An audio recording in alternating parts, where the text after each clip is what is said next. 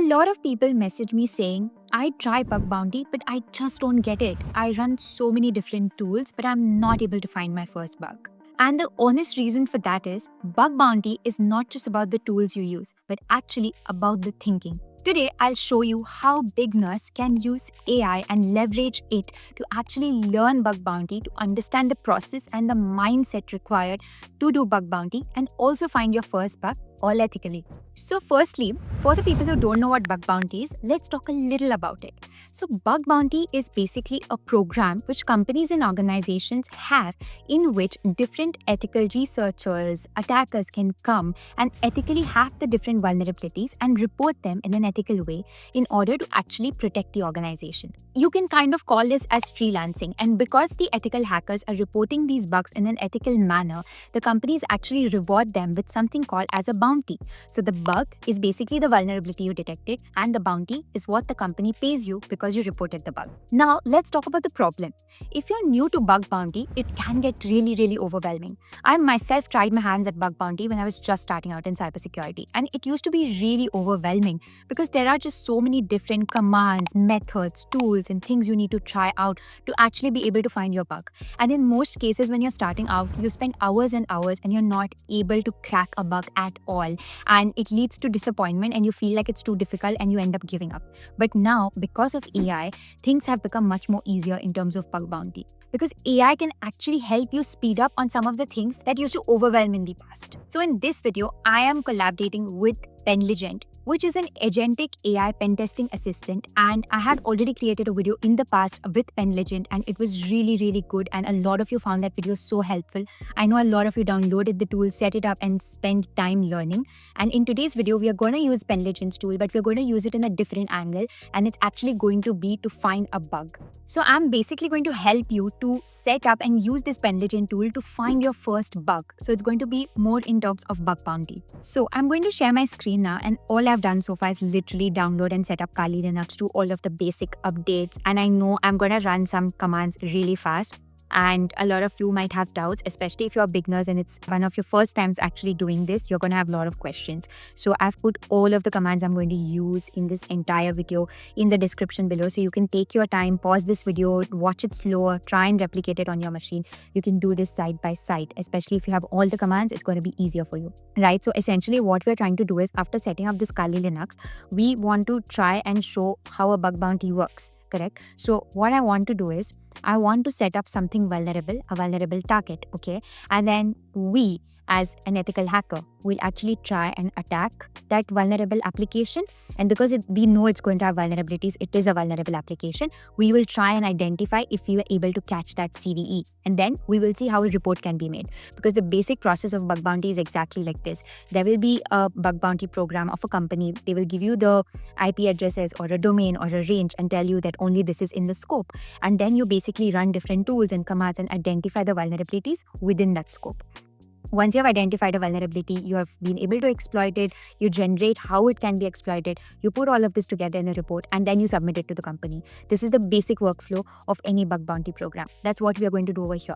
So we are obviously not testing on a real company and trying to do live Bug Bounty hunts here. This is like a demo lab environment. So for that, I need to first set up a vulnerable target. And I'm going to show that part also to you, because otherwise it's going to be really confusing, right? So this is how we are going to go ahead with this. So starting with this, I have just put all of the basic commands to update my Kali, and using VulHub, I've set up this CVE, this basic PHP MyAdmin vulnerability. Okay, you can see it over here clearly that these are the CVEs that exist within this. And now if I open this link with the 8080 report, you will see that a PHP MyAdmin has been set up. Okay, now this is what is vulnerable. If you look over here in the right side, you can see the PHP version and the server version number. Okay, these are basically vulnerable. Now let's open Penlegent, because we need to test that particular PHP MyAdmin. Now you can just go and download Penlegent, and the whole setup will be downloaded. After that, all you need to do is literally open that up, go to the downloads path, open this, use this command to actually unpack the Penlegent software. And then when you search Penlegent, you should be able to open it right up. Now, this is the interface of the tool, and you just need to log in. So you can just make an account, enter the email, CAPTCHA, and you'll be able to log in successfully for free. That's the most important thing. right? And then now you come over here and you just say in natural language, I want to do a pen test on, and then you put the host name. That's one of the best parts about Pen Legend. You can just use natural language to talk to this. And after you've told it the command that this is the target, this is what you can do. Click create penetration test, write the task name, bug bounty demo, put the test target, put all of these things. Okay, and then this is the whole setup we need to do. Just click next button. Then there is different configurations. These are optional, so I'm just going to go next. And then you can see that you need to confirm the regulatory requirements. Everything needs to be legal. You should only be testing in lab environments. You shouldn't be doing it on real targets unless it's ethically approved for you to do so. So now you can see over here on the right side, it's in the initial reconnaissance phase. So it's currently thinking. You can see over here that it's going to do some basic reconnaissance, tool invocation. It's going to use Nikto, GoBuster, all of these scanning tools. This is what is the stuff that ethical hackers would have to do on their own. But now with AI, it's doing everything. And a lot of people might think that this is not the best way to learn, but I have a different opinion on that. I feel like, yes, you don't understand everything in depth with this, but also if you're just a beginner, it's quite nice because you get to see from start to end what really happens in the background. Because if you just start, most of the beginners get stuck in the scanning stage and they get so disheartened and disappointed and they feel like they can't do it and they just give up and leave it. Rather than that, if you use AI, first you can at least do this a couple of times with AI. You can understand how bug bounty really works, what is really happening in the backend. And then you try to move on to doing this without AI. And then once you've learned the real technical logic behind it, you can again move back to using AI just to speed up the process and find bugs faster. Correct? So meanwhile, in the background, we can see over here, there's a vulnerability verification phase. Okay, so there's a complete comprehensive analysis. It has found some CVEs. And let's look at this comprehensive security report. It's literally doing everything on its own right now. I don't have much involvement in this. I just gave it the target and it is running on its own. And I think that's the best part about it. And the other thing is that it has human in loop control. Okay, so there will be places where it generates the things it wants to do, but then it asks for my input and what my preference would be. Will I want to exploit this vulnerability more in depth, or will I want to, just move on to the report? So it's good because of the human in loop control. It doesn't do everything from start to end on its own. We actually can intervene in it and do what we want to. Now you can see over here, this is exactly what I was talking about. I chose exploit CVE. This is the PHP MyAdmin vulnerability we had while setting up on VulHub, right? So we want to exploit this exact vulnerability. And it's good it asked me, right? Because otherwise it was just going to keep doing the stuff. This is what I meant when I said that there is human in loop control. So now we can see over here that there's other options and in the dashboard as well. You can see there's a division, critical, high, medium, low. And on the right side, you can see in-depth exploitation of that vulnerability. So we confirm that we want to exploit that particular vulnerability, right?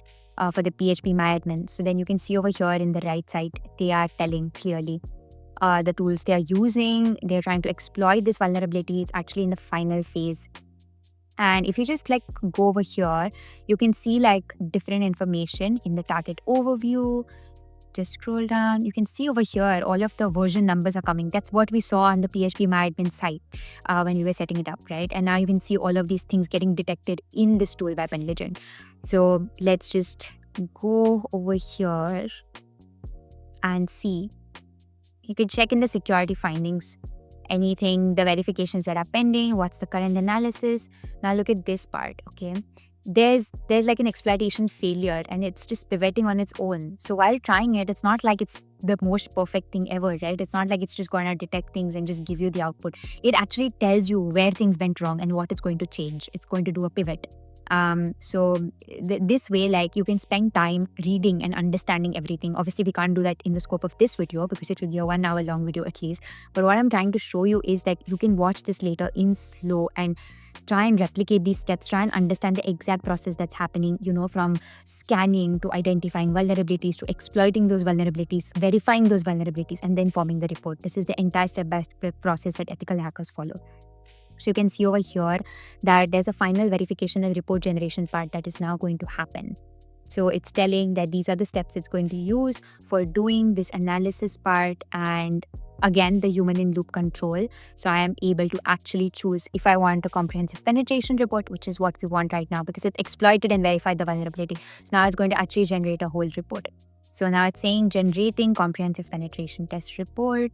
That's great. If you just go on this left side, you can see the remediation over here. This is the vulnerability, CV 2018-12613. So this is the vulnerability. These are the remediations for it. We can see that also, as well as it's mentioned in the report. So if you just scroll down, you can see over here that it's generating the report. Now it's in. So security assessment, the target is written, the date, the duration, what's the assessment type, comprehensive black box plus authenticated testing. So it's told everything, all the vulnerabilities, and the good part is it's mentioned based on their severities as well. So that's exactly how penetration testing reports look. So you can see over here that this is the vulnerabilities in depth about them, attack chain visualization. You can see a remediation roadmap. That's so important, especially for businesses. You can tell them that these are the recommendations, these are the priorities of the recommendation. Then you can also see the testing methodology, what was used, and a good conclusion, which tells everything overall. And the good part is you can actually edit this report. So that's another thing I liked, because not all reports generated by AI are always perfect. We want to tweak something in it, isn't it? So if you come here, you can see that you can actually edit this. So I can change the target tag from host to anything else, for example.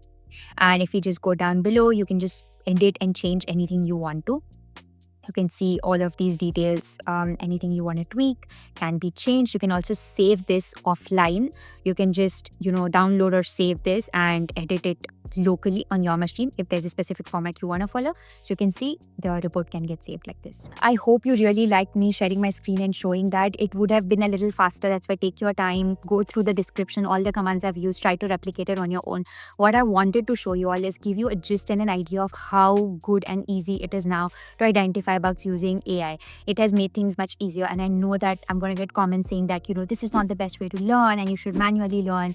And I agree to that, but only to a certain extent. Like I said, beginners can get really overwhelmed with not being able to find bugs. I've been there too, right? I'm admitting it. So it gets really difficult. But when you do this, you saw when I was sharing my screen, we could actually see the reasoning behind it. It was not just that you put the target, you set, run and test, and then you just go away and it's just running on its own and giving you a report. Instead, it was actually telling what it was doing. It was telling the reasoning behind everything, right? That if we found a port open, so now we are trying this tool, and because of these reasons, and it failed because of XYZ reasons. So that's why we're going to try something else. So looking at this real time, you can understand how bug bounty hunters think and how you should think.